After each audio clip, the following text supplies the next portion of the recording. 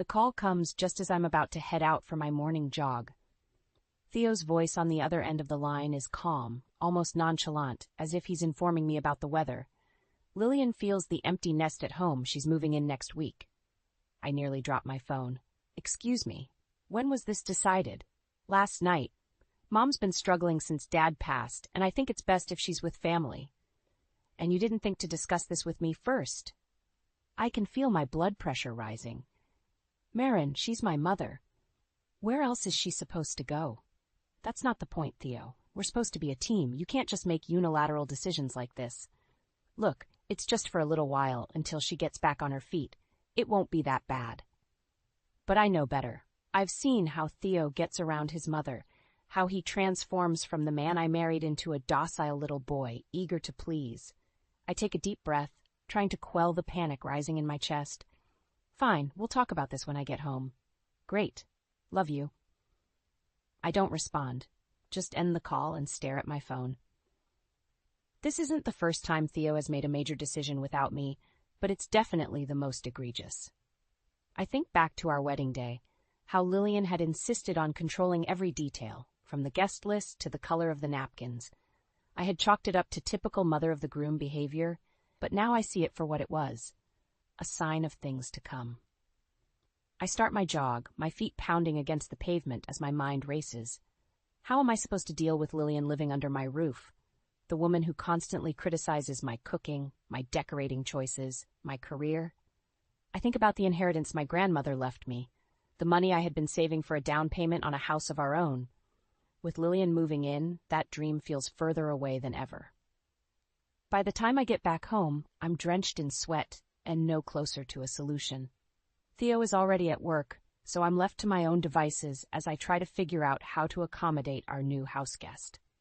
I start by clearing out the guest room, boxing up the exercise equipment and craft supplies that have accumulated over the years. As I'm doing so, I come across a photo album from our wedding. I flip through the pages, my eyes landing on a picture of Theo and Lillian dancing together, identical smiles on their faces. It hits me then, the realization that I will always be an outsider in my own marriage, that Theo will always put his mother's needs before my own. I close the album and shove it back into the box, my jaw clenched tight. Something has to change. I can't keep living like this, constantly playing second fiddle to a woman who doesn't even like me. I finish clearing out the room and head to the kitchen to start on dinner. As I chop vegetables, my mind churns with the beginnings of a plan. I may not be able to stop Lillian from moving in, but I'll be damned if I let her take over my life. The memories of our wedding day flood back as I sit at the kitchen table, nursing a cup of coffee. It was supposed to be the happiest day of my life, but even then, the cracks were starting to show. I remember Lillian's disapproving frown as she surveyed the reception hall, her eyes lingering on the simple centerpieces I had chosen. "Are you sure this is what you want, dear? It's a bit quaint." I had forced a smile, determined not to let her ruin my big day. "It's perfect, Lillian, just what Theo and I wanted." But even as I said the words, I could feel Theo's hand tighten on my arm, a silent warning to play nice. Looking back, I can see how Theo's charming facade had blinded me to his true nature. The way he would dismiss my opinions with a laugh and a pat on the head, as if I were a child. The way he would always defer to his mother's wishes, no matter how unreasonable. I take a sip of my coffee, the bitter taste matching my mood. I had thought marriage would be a partnership, but instead I find myself playing the role of a subordinate, constantly bowing to the whims of my husband and his mother. The sound of the front door opening jolts me out of my thoughts. Theo strides into the kitchen, his suit impeccably pressed and his hair perfectly coiffed. He looks every inch the successful investment broker, but I know the truth behind the polished exterior. "How was your day, honey?" he asks, his tone dripping with false sincerity. "Fine," I reply, my voice clipped. "Just trying to figure out where to put all of Lillian's things." Theo's smile falters for a moment before he recovers. "I'm sure we'll find a place for everything. Mom's not bringing that much." I bite back a scoff. I've seen the moving trucks parked outside Lillian's house, the endless stream of boxes and furniture being loaded up. And where exactly are we supposed to put it all, Theo? This house isn't big enough for 3 people and a lifetime's worth of possessions. Theo's eyes narrow, his voice taking on an edge. We'll make it work, Marin. Mom needs us right now. And what about what I need? I ask, my voice rising. What about our plans for the future, the house we were going to buy? Theo slams his hand down on the counter, making me jump. Damn it, Marin. Can't you think of anyone but yourself for once? My mother just lost her husband. She needs her family. I stare at him, stunned by the outburst. In all our years together, I've never seen Theo lose his temper like this. I am thinking of our family, Theo, but right now it feels like you're only thinking of yours. Theo takes a deep breath, his jaw clenched tight. I don't have time for this. I have to go pick up Mom. He grabs his keys off the counter and storms out of the house, leaving me alone with my thoughts. I sink back into my chair, my head in my hands. How did we get here? How did I let things get so out of control? But even as I ask myself the questions, I know the answer. I let Theo and Lillian steamroll over me, too afraid of rocking the boat to stand up for myself. Well, no more. I may not be able to stop Lillian from moving in, but I won't let her dictate my life. I won't let Theo treat me like a doormat any longer. I take a deep breath and stand up, my resolve hardening with each passing second. It's time to take back control of my life, one way or another. The next few days are a whirlwind of activity as I prepare for Lillian's arrival. I clean the house from top to bottom, rearrange furniture to make room for her belongings, and stock the fridge with all of her favorite foods. But no matter how much I do, it never seems to be enough. This room is awfully small, Lillian sniffs as I show her the guest room, and the decor is so bland. I bite my tongue, reminding myself that she's just lost her husband. I thought we could go shopping for some new bedding and curtains, make it feel more like home. Lillian waves a dismissive hand. I suppose that will have to do, for now.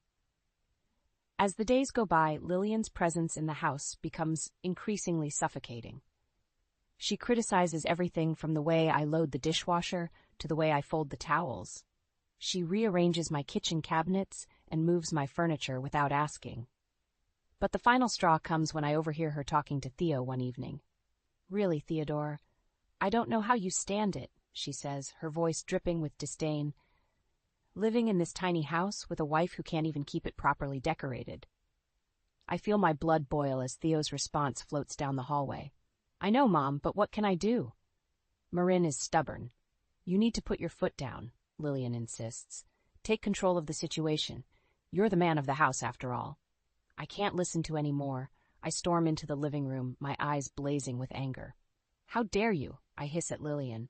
This is my home, and you have no right to come in here and start making demands. Lillian looks at me with a smirk. Oh, please, this isn't a home. It's a shoebox, and you, my dear, are hardly qualified to be running it. I turn to Theo, expecting him to defend me, but he just stands there, his eyes fixed on the floor. Theo? I prompt, my voice shaking. Are you going to let her talk to me like that? Theo finally looks up, his expression unreadable. Marin, please, don't make this harder than it needs to be. I stare at him in disbelief. Harder than it needs to be? Your mother just insulted me in my own home, and you're taking her side? I'm not taking anyone's side, Theo argues.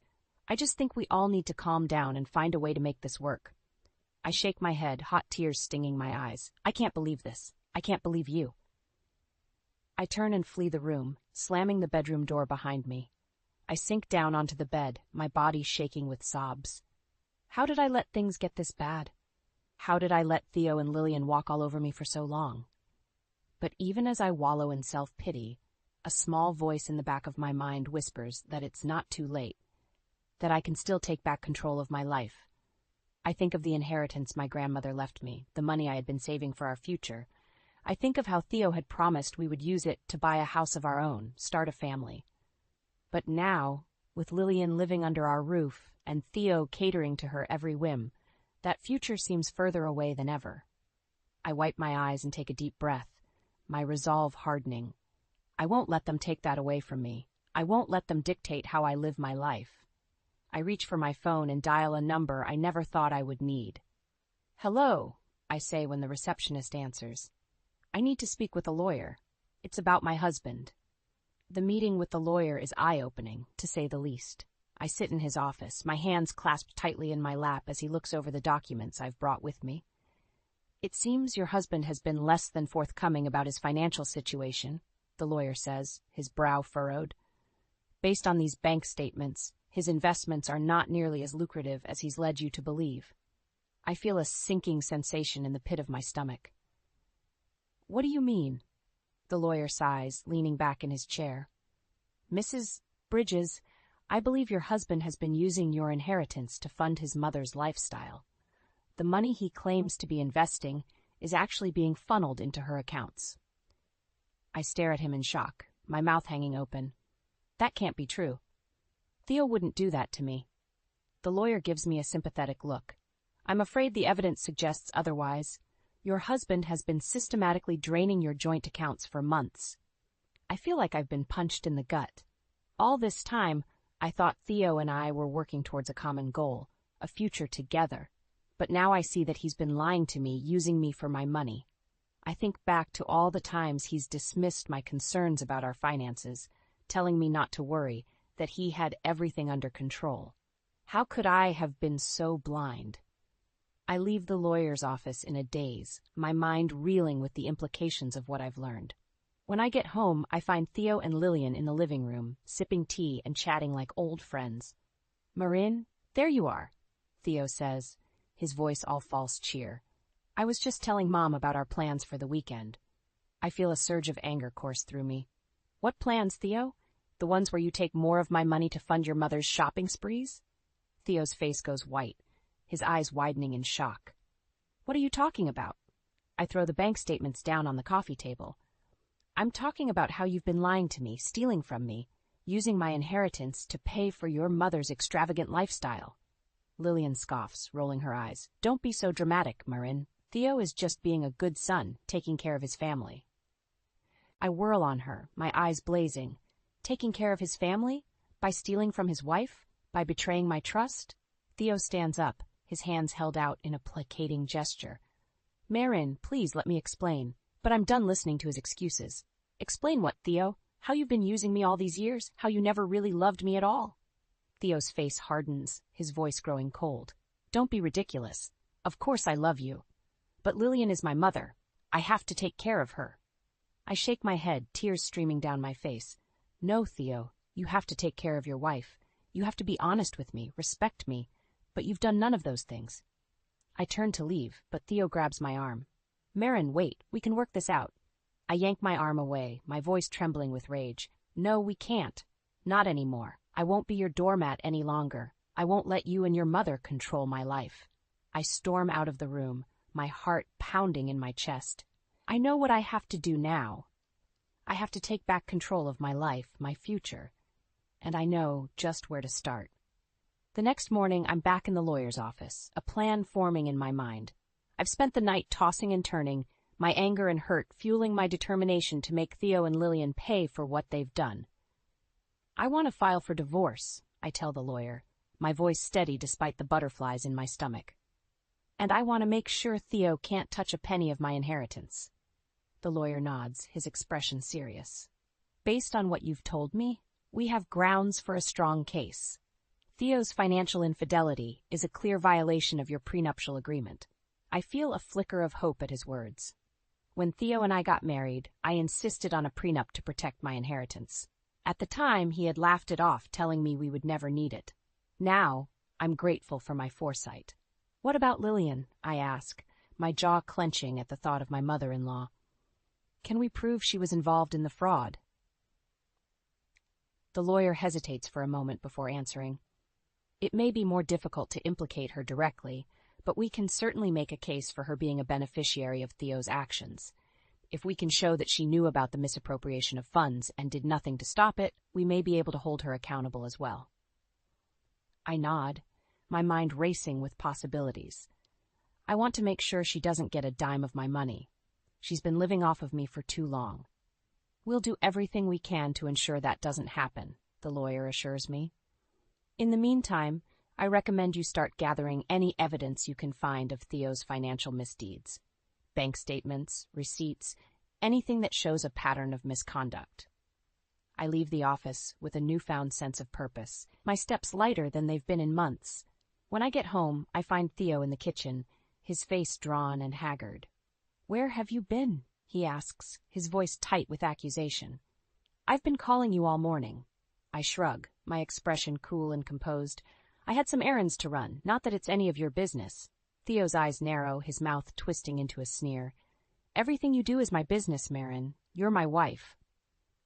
I laugh, the sound harsh and bitter. "Your wife? Is that what you call someone you lie to and steal from?" Theo takes a step towards me, his fists clenched at his sides. "I did what I had to do to take care of my family.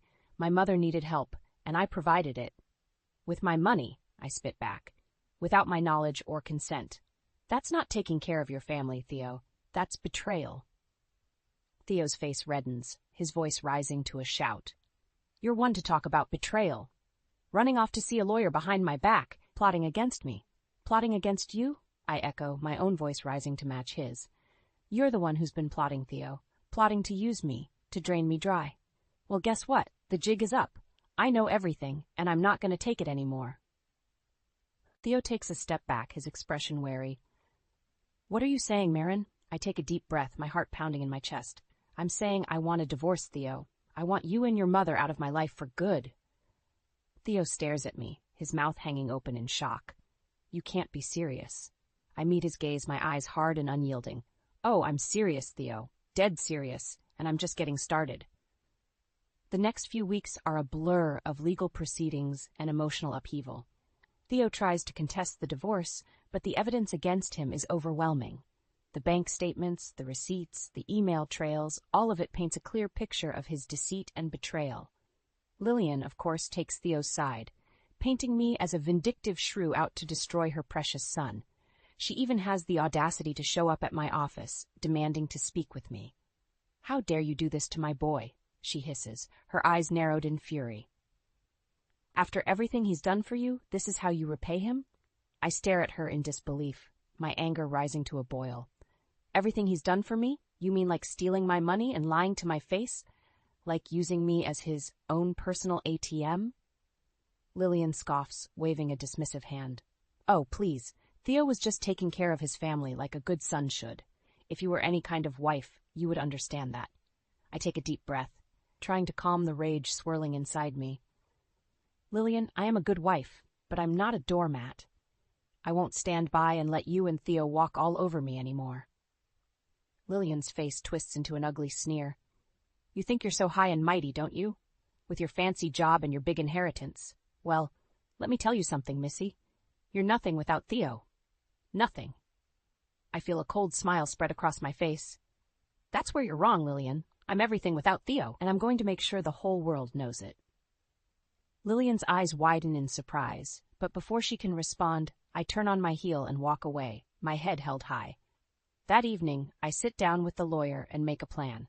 I've spent years keeping quiet about Theo's misdeeds, protecting his reputation for the sake of our marriage, but now I have no reason to hold back.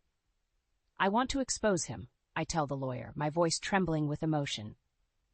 "I want everyone to know what kind of man he really is."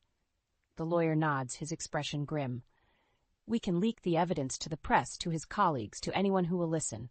But Marin, I have to warn you, this could get ugly. Theo and Lillian won't go down without a fight." I take a deep breath, my resolve hardening. "I know, but I'm ready for a fight. I'm done being a victim." The next day, the story breaks in the news. Investment broker accused of fraud. The headlines scream. Wife exposes years of financial abuse. The response is immediate and explosive. Theo's colleagues desert him in droves, his clients pulling their accounts and demanding answers. Even his own firm throws him under the bus, issuing a statement condemning his actions and distancing themselves from the scandal. Lillian, of course, is beside herself with rage. She shows up at my door, her face twisted in fury. "You vindictive bitch," she screams, her voice shrill and hysterical. "How could you do this to us? To your own family?" I stare at her, my expression cold and unyielding. "You stopped being my family the moment you betrayed me, Lillian, the moment you put your own selfish desires above my well-being." Lillian's face crumples, tears streaming down her cheeks. "Please, Marin, don't do this. We can work it out. We can find a way to fix this." I shake my head, my voice steady and calm. There is no fixing this, Lillian. You and Theo made your choices, and now you have to live with the consequences. I close the door in her face, my heart racing with a mixture of fear and exhilaration. I know the road ahead won't be easy, but for the first time in years I feel free. Free from Theo's lies, free from Lillian's manipulations, free to finally live my life on my own terms. The fallout from the scandal is swift and merciless. Theo loses his job, his clients, his reputation. Overnight, he goes from a successful investment broker to a pariah, shunned by everyone who once admired him. Lillian, too, feels the sting of public disgrace. Her social circle turns their backs on her, canceling invitations and whispering behind her back. She becomes a ghost in her own community, a cautionary tale of what happens when you cross the wrong person. I watch it all unfold with a grim sense of satisfaction. After years of being under Theo and Lillian's thumb, it feels good to finally be the one in control. But even as I savor my victory, I know that my work is not yet done. I arrange a meeting with Lillian, determined to have one final confrontation. She arrives at the coffee shop looking haggard and worn, her once perfect hair and makeup now disheveled and unkempt. "What do you want, Marin?" she asks, her voice flat and defeated. "Haven't you done enough already?" I lean back in my chair, my expression calm and composed. "I just wanted to make sure you understand the full extent of what you and Theo have done, the lives you've ruined, the trust you've betrayed." Lillian's eyes flash with anger. "You act like you're so innocent in all of this, like you didn't benefit from Theo's success just as much as we did." I nod, acknowledging the truth in her words. "You're right, Lillian. I did benefit from Theo's success, but I never knew the true cost of that success. The lies, the deceit, the betrayal." Lillian looks away, her jaw clenching tight. We did what we had to do to survive, to maintain our lifestyle. I lean forward, my voice low, and intense. "But at what cost, Lillian? Your integrity, your self-respect, your relationship with your son?" Lillian's eyes fill with tears, her lower lip trembling. "Theo will never forgive me for this, for letting him down." I feel a flicker of sympathy for her, but I push it aside. "That's not my problem, Lillian. You made your choices, and now you have to live with the consequences." I stand up to leave, but Lillian grabs my arm, her fingers digging into my skin. "Please, Marin, don't do this. Don't destroy us completely." I wrench my arm away, my voice cold and unyielding. "You destroyed yourselves, Lillian. I just shone a light on the truth." I walk away, my head held high. I know that my journey is not yet over, that there will be more obstacles and challenges to come. But for now, I feel a sense of peace and closure, knowing that I have taken back control of my life. The divorce is finalized a few months later, and I walk out of the courthouse a free woman. Theo and Lillian are left to pick up the pieces of their shattered lives, their once enviable lifestyle, now nothing more than a distant memory. As for me, I focus on rebuilding my own life. I throw myself into my work, determined to succeed on my own terms. I surround myself with friends and family who love and support me, who appreciate me for who I am, not what I can do for them. And slowly but surely, I begin to heal. The pain and anger that once consumed me start to fade, replaced by a newfound sense of strength and resilience. I know that I will never forget what Theo and Lillian did to me, but I also know that I will not let it define me. I am more than just a victim of their lies and betrayal. I am a survivor, a fighter, a woman who knows her own worth and will never again settle for less than she deserves. And that, in the end, is the sweetest revenge of all. Life after the divorce is a strange and unfamiliar landscape. For so long, my identity was tied up in being Theo's wife, in playing the role of the dutiful spouse and daughter-in-law. Now I find myself adrift, unsure of who I am or what I want. But even as I struggle to find my footing, I take solace in the fact that Theo and Lillian are struggling even more. Everywhere they go, they are met with whispers and stares, with people who once fawned over them, now turning their backs in disgust. I hear through the grapevine that Theo has been blacklisted from every major investment firm in the city, his once sterling reputation now forever tarnished. Lillian, too, has become a social pariah, shunned by the very people she once looked down upon. Part of me feels a twisted sense of satisfaction at their downfall. After all the pain and betrayal they put me through, it feels like justice to see them finally facing the consequences of their actions. but another part of me knows that revenge is a hollow victory. It may feel good in the moment, but it doesn't change what happened. It doesn't erase the years of lies and deceit, the trust that was so brutally shattered. And so I focus on moving forward. I throw myself into my work, taking on new projects and challenges that push me out of my comfort zone. I start seeing a therapist, working through the trauma and pain of my failed marriage. Slowly but surely, I begin to rebuild my life. I make new friends, people who value me for who I am, not what I can do for them. I take up new hobbies, exploring parts of myself that I never had the chance to before. And as I do, I start to realize that my marriage to Theo was not the end of my story. It was just one chapter, a painful and difficult one, but one that I survived. And now, I have the chance to write a new chapter, one filled with hope and possibility. One day, I run into Lillian at the grocery store. She looks older than I remember, her face lined with worry and regret. For a moment, we just stare at each other, unsure of what to say. Finally, Lillian breaks the silence. "Marin, I know I have no right to ask for your forgiveness. What Theo and I did to you was unforgivable." I nod, my expression guarded. "You're right, Lillian. It was unforgivable." Lillian takes a deep breath, her eyes filling with tears. "I just wanted to say that I'm sorry. I know it doesn't change anything, but I need you to know that." I feel a flicker of something in my chest. Not quite forgiveness, but perhaps a glimmer of understanding. "Thank you, Lillian. I appreciate you saying that." We stand there for a moment longer, two women whose lives were once so intertwined, now nothing more than strangers. And then, without another word, we go our separate ways. As I walk out of the store, I feel a sense of lightness, as if a weight has been lifted from my shoulders. I know that I will never forget what Theo and Lillian did to me, but I also know that I no longer need to carry the burden of their betrayal. I am not the same woman I was when I married Theo, and I never will be again.